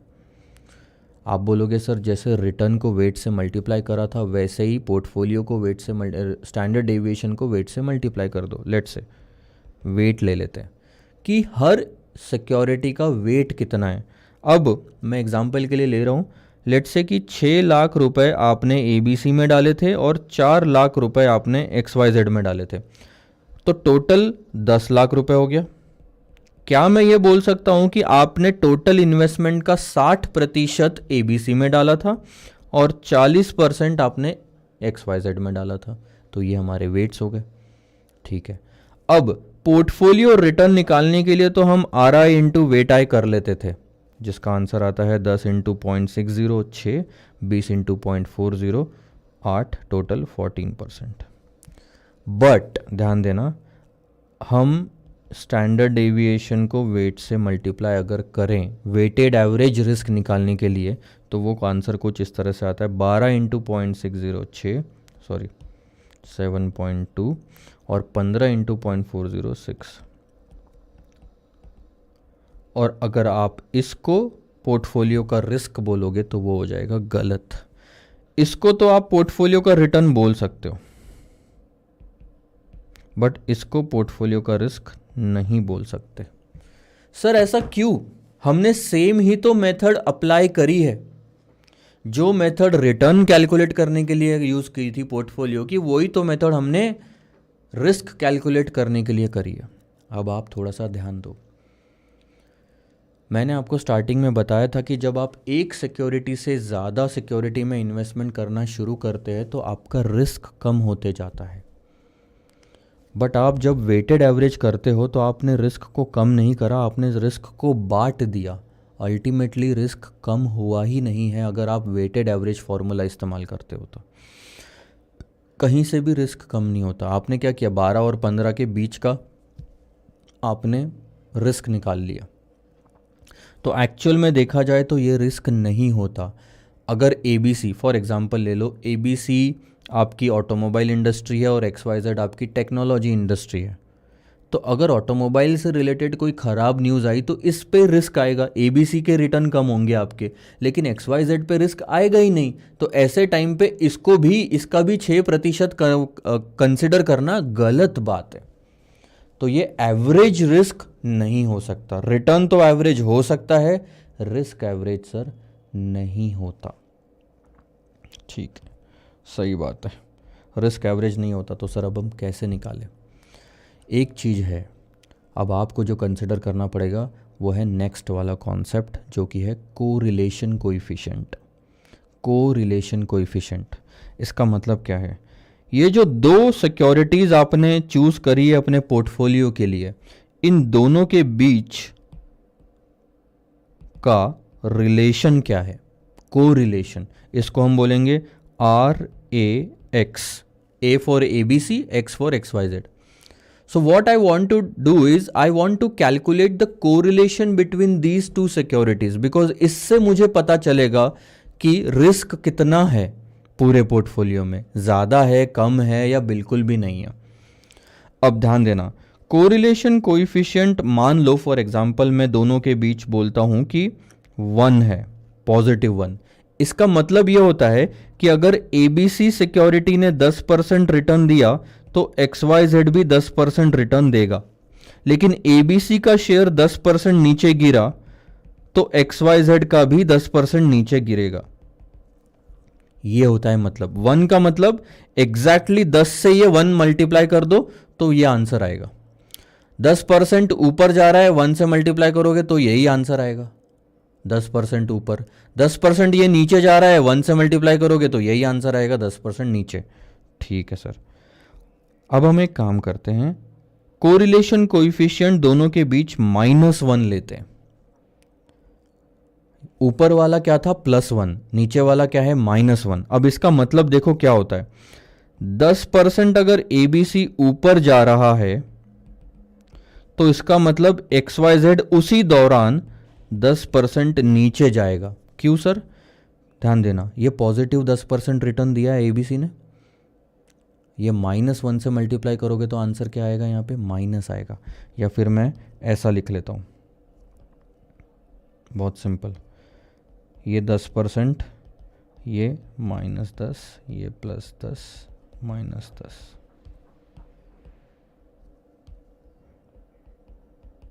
आप ध्यान दो, -1 से जब आप मल्टीप्लाई करोगे, ये एक रिलेशन है ना, रिलेशन का मतलब ये होता है कि ये फिगर ये बताता है कि एक सिक्योरिटी अगर किसी डायरेक्शन में मूव हो रही है तो उसका कितना हिस्सा दूसरी सिक्योरिटी मूव होगी। तो 10 का -1 हिस्सा यहां दूसरी सिक्योरिटी मूव होगी। सो 10 मल्टीप्लाइड बाय -1, -10। यानी आप सोच रहे हो निगेटिव कोरिलेशन अगर है तो एक सिक्योरिटी पॉजिटिव रिटर्न देती है, दूसरी निगेटिव रिटर्न देती है। मान लो कि ABC ने 10% निगेटिव रिटर्न दिया तो -10 मल्टीप्लाइड बाय -1 तो XYZ पॉजिटिव रिटर्न देगा। दोनों में डिफरेंस समझ आ रहा है? इस केस में, पहले वाले केस में ABC और XYZ के रिटर्न की डायरेक्शन सेम थी। ABC भी ऊपर बढ़ रहा था, XYZ भी ऊपर बढ़ रहा था, ABC भी गिर रहा था, XYZ भी गिर रहा था। लेकिन दूसरे वाले केस में जब निगेटिव कोरिलेशन है तो एक शेयर ऊपर जा रहा है, दूसरा नीचे जा रहा है, एक शेयर नीचे जा रहा है, दूसरा ऊपर जा रहा है, ये वाला ग्राफ बनता है आपका। इसे कहते हैं निगेटिव कोरिलेशन।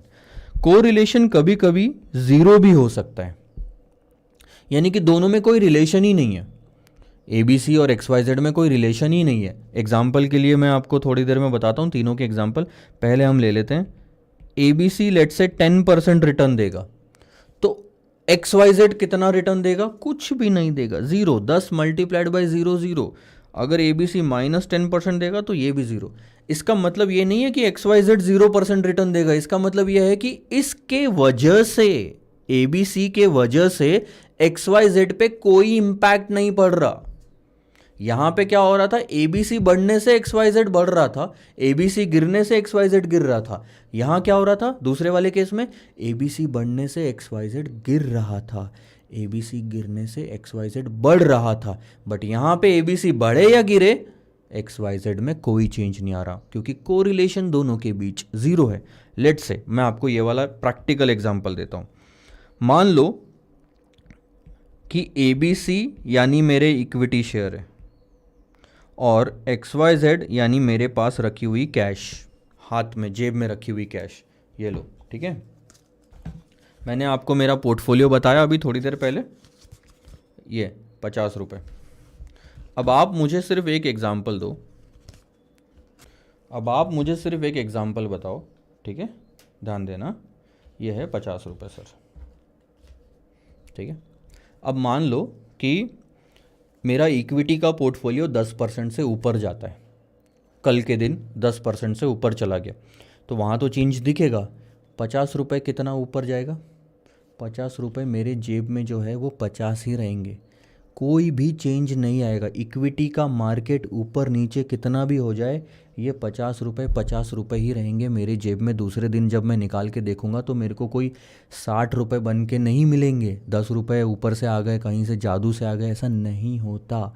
तो what is the correlation between equity and cash? Zero, zero. There is no relationship between equity and cash. आपको बात समझ में आ रही है? अब पॉजिटिव कोरिलेशन किस किस के बीच में होता है वो ये भी मैं बता देता हूँ, ध्यान देना। मान लो कि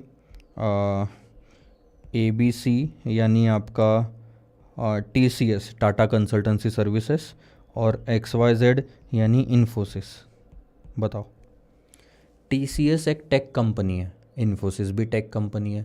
अगर टेक्नोलॉजी से रिलेटेड, ठीक है, IT सेक्टर से रिलेटेड कोई न्यूज़ आती है तो वो दोनों को इक्वली इम्पैक्ट करेगी। Getting it? तो इसे कहते हैं +1, ठीक है।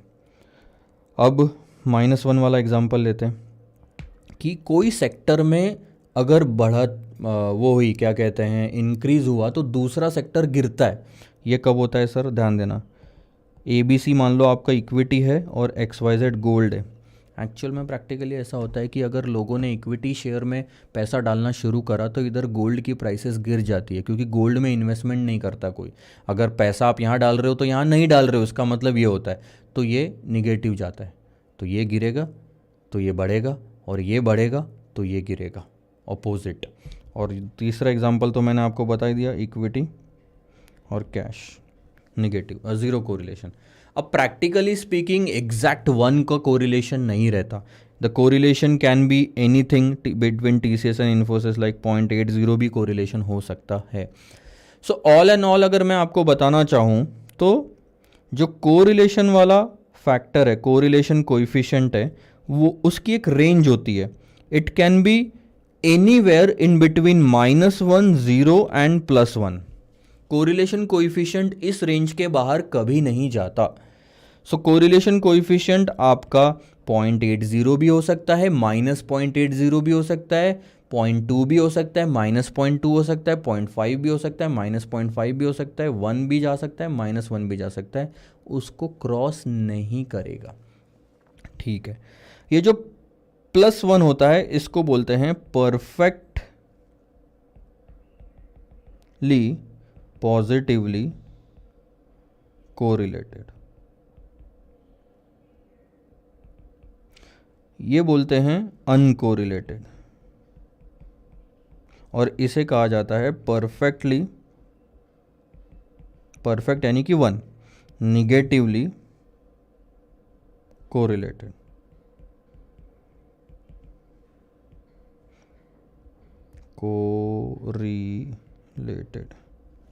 ठीक है। अब इसके बीच में कुछ भी हो सकता है, कोरिलेशन कोएफिशिएंट दोनों के बीच। तो अब मैं वापस आता हूं और बताता हूं आपको कि कोरिलेशन कोएफिशिएंट काफ़ी इंपॉर्टेंट होता है रिस्क को कैलकुलेट करने के लिए। तो जो भी दो सिक्योरिटीज हम इंक्लूड कर रहे हैं हमारे पोर्टफोलियो में, उसका ध्यान देना, उसकी कितनी चीज़ें जानना ज़रूरी है आपको। उसका स्टैंडर्ड डेविएशन जानना ज़रूरी है, दोनों का वेट जानना ज़रूरी है। बट इसके अलावा एक और चीज़ है जो जानना ज़रूरी होती है, वो है कोरिलेशन कोएफिशिएंट। इन 5 फिगर की आपको रिक्वायरमेंट होती है टू कैलकुलेट पोर्टफोलियो रिस्क। अब पोर्टफोलियो रिस्क कैसे कैलकुलेट किया जाता है मैं आपको बताता हूँ। If you want to calculate portfolio risk, तो आपने अपने स्कूल टाइम पे एक फॉर्मूला देखा होगा, a+b² तो ऐसे टाइम पे आप उसको एक्सपैंड करते थे तो वो होता था a² + b² + 2ab। ठीक है। अब हमें क्या करना है, हमें सेम वही चीज़ जो हम रिटर्न के लिए करते थे, आप a की जगह स्टैंडर्ड डेविएशन ऑफ a और वेट ऑफ a रख दो। मतलब हम रिस्क को वेट से तो मल्टीप्लाई कर रहे हैं। b के जगह स्टैंडर्ड डेविएशन ऑफ x और वेट ऑफ x रख दो, क्योंकि आपके a का मतलब यहाँ पे क्या हो गया, ABC, और b का मतलब XYZ हो गया। तो मैं ABC का स्टैंडर्ड डेविएशन और वेट लेता हूँ, XYZ का स्टैंडर्ड डेविएशन और वेट लेता हूँ, और इतना रख के देखता हूँ क्या होता है। ध्यान देना, standard deviation of a, weight of a का square plus standard deviation of x, weight of x का स्क्वायर प्लस 2 इंटू a आ रहा है ना, तो a यानी standard deviation of a, weight of a, b यानी standard deviation of x, weight of x। बस आपको पोर्टफोलियो का रिस्क मैंने बोला था 5 चीज़ों से निकलता है। ये तो सिंपल वेटेड एवरेज हो गया, इससे कुछ नहीं होने वाला। जो दोनों का कोरिलेशन कोएफिशिएंट है वो भी आखिरी में आपको मल्टीप्लाई करना पड़ेगा। बस ये चीज़ आप एक थोड़ा सा एडिशन कर दो इस फॉर्मूले में अपने लिए, कि सर मैं कोरिलेशन का भी इम्पैक्ट डाल देता हूं यहां पे। ठीक है। और ये सब चीज़ें स्क्वायर में है सारा का सारा। आखिरी में हम स्क्वायर रूट करेंगे फाइनल आंसर निकालने के लिए। तो अब मैं यहाँ से आगे बढ़ता हूँ और ध्यान देना क्या आता है। Standard deviation of A, weight of A. अगर हम स्टैंडर्ड डेविएशन ऑफ ए पकड़े तो क्या आता है, स्टैंडर्ड डेविएशन ऑफ ए था 12%, वेट था 60%। ठीक है। तो उसको कैसे लिखोगे, स्टैंडर्ड डेविएशन ऑफ ए को 12 ही लिखो, 0.12 नहीं लिखना। वेट ऑफ ए को 0.60 लिखो। वेट को ही डेसिमल में लेना है, पॉइंट में लेना है, स्टैंडर्ड डेविएशन को नहीं। इसको कर दो स्क्वायर। फिर x का कितना था 15% और वेट था 0.40, इसको कर दो square plus 2 into standard deviation of a कितना था हमारा 12%, weight 60% multiplied by standard deviation of x है 15%, वेट 40%, और ध्यान देना आखिरी में जो आएगा वो है स्क्वायर रूट ऑफ RAX। अब हमने यहाँ पे लिखा नहीं, हम एक काम करते हैं, RAX इन दोनों के बीच का जो कोरिलेशन कोएफिशिएंट है वो ले लेते हैं 0.60। फिलहाल के लिए ले लो, आगे देखेंगे क्या होता है। क्वेश्चन में दिया रहेगा ये चीज़ 0.60, यह है कोरिलेशन कोएफिशिएंट। अब इसका पहले तो मतलब समझ लो कि अगर ABC का शेयर 10% से ऊपर गया तो XYZ का शेयर 6% से ऊपर जाएगा। क्योंकि पहली बात तो 0.60 पॉजिटिव है। जब भी 0.60 यानी कोरिलेशन कोएफिशिएंट पॉजिटिव होता है तो डायरेक्शन दोनों शेयर्स की सेम होती है, या तो दोनों बढ़ेंगे या तो दोनों गिरेंगे। निगेटिव वाले में ही अपोजिट होती है। ठीक है। अब हम इस इक्वेशन को सॉल्व करेंगे।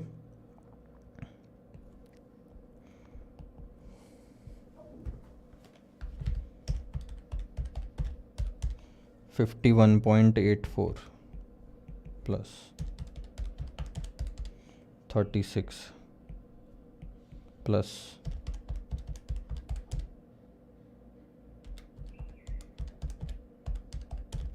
51.84, क्या बात है।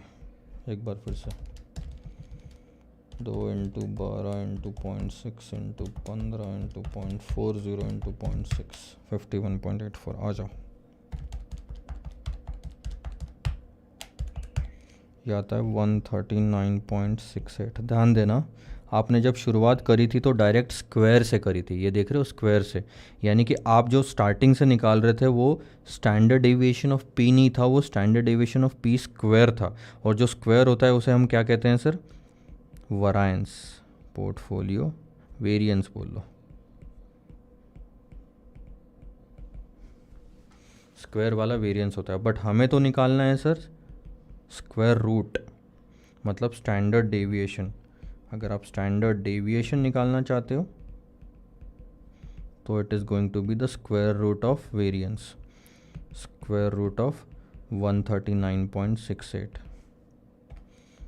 that comes to 11.82%. This is your standard deviation of the entire portfolio। अब ध्यान देना, हमारे इसी पोर्टफोलियो का जो रिटर्न निकला था वो था 14%, और इसी पोर्टफोलियो का जो रिस्क निकला है वो है 11.82%। अब ध्यान देना, आपने जब वेटेड एवरेज करा था तो वो आंसर आ रहा था 13.20। मैंने बोला था वो गलत है, क्योंकि दोनों को वेटेड एवरेज करना यानी कोई रिस्क कम नहीं हुआ, और जबकि एक से ज़्यादा में इन्वेस्टमेंट करने से रिस्क कम होता है, और वो हमने एक्चुअल फिगर निकाला, देखो 13 से कम आ रहा है ये वाला, तो कम हुआ, दोनों से कम ही आया।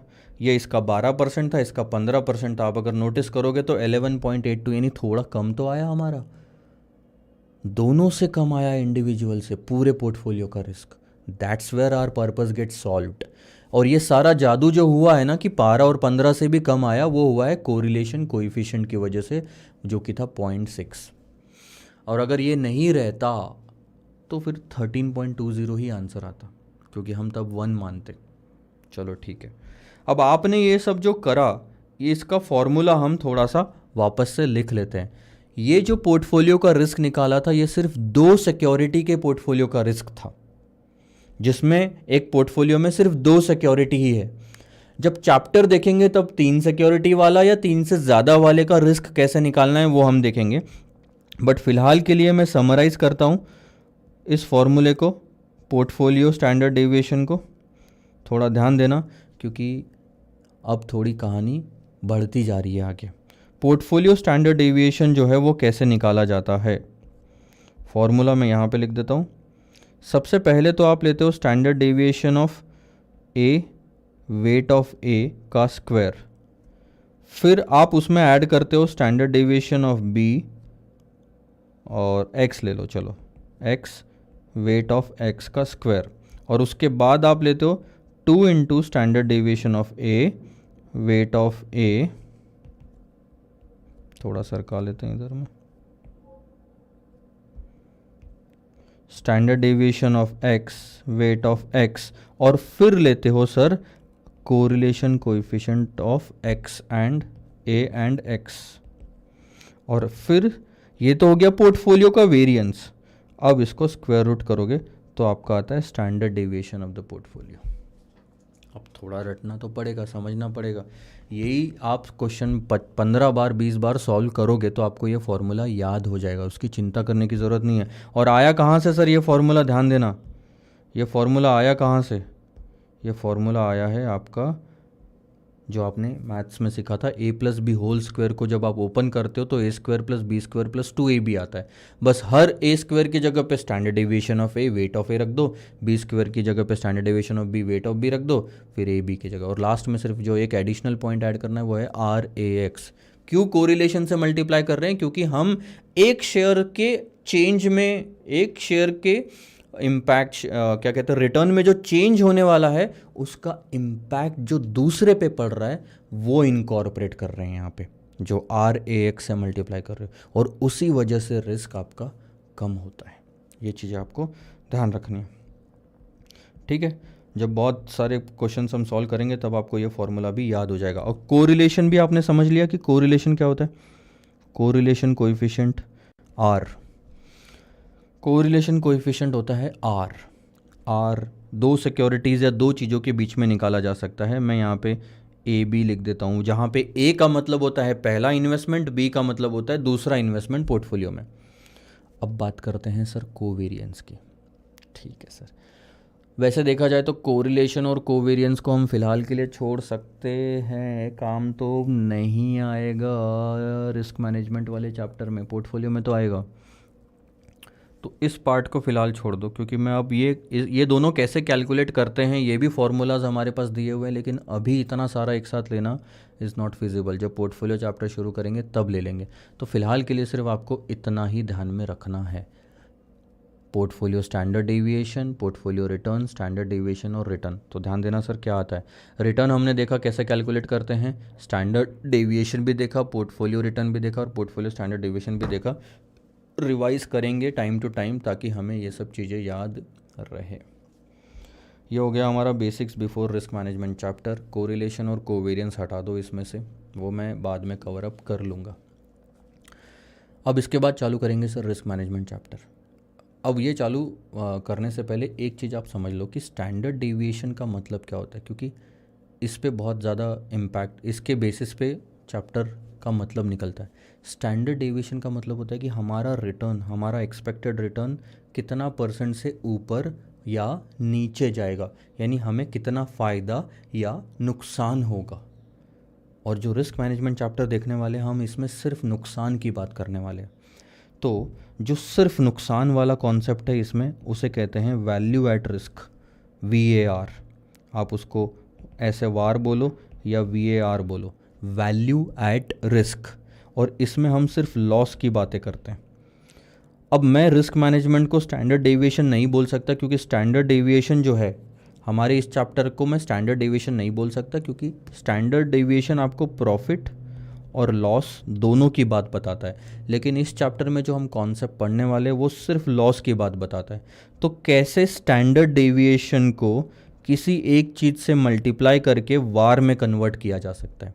यानी कि अब आप इस चैप्टर में अगर वार का फॉर्मूला देखोगे ना, वार का फॉर्मूला, तो आप ये पाओगे कि ये जो स्टैंडर्ड डेविएशन है जो प्रॉफिट और लॉस बता रहा है, इसी स्टैंडर्ड डेविएशन को किसी एक चीज़ से मल्टीप्लाई करेंगे तो इसमें से प्रॉफिट वाला पार्ट या प्रोपोर्शन हट जाएगा और जो बचेगा वो लॉस है जो हमें चाहिए। तो wait till the next lecture, we are going to learn about VaR in the next lecture. Again starting में हम कुछ कॉन्सेप्ट्स ही पढ़ेंगे, लास्ट टॉपिक रहेगा, मतलब लास्ट कुछ कॉन्सेप्ट्स रहेंगे प्रैक्टिकल क्वेश्चन शुरू होने से पहले। नहीं तो आप बोलोगे सर एक साथ इतने कॉन्सेप्ट्स पढ़ा दिए, अब क्या शुरुआत करनी है तो कॉन्सेप्ट्स थोड़े रहते हैं ज़्यादा, बट उसके बाद एक एक करके ही आते हैं। अभी तक हमने मान लो 10 कॉन्सेप्ट्स पढ़ लिए हैं, जो मैं आपको एक बार अच्छे से समझा देता हूँ। 10 से 11 हो चुके हैं। Simple interest is nothing but principal into rate into time. Compound interest और compound amount is nothing but principal in bracket 1 plus rate of interest per annum divided by number of compounding per annum to the power number of compounding in a year multiplied by time in year। उसके बाद effective rate of interest का formula हमने इसी से derive करा था, 1 plus R divided by n to the power nt minus 1। Present value future value के बीच में relation, present value is equal to future value into present value factor.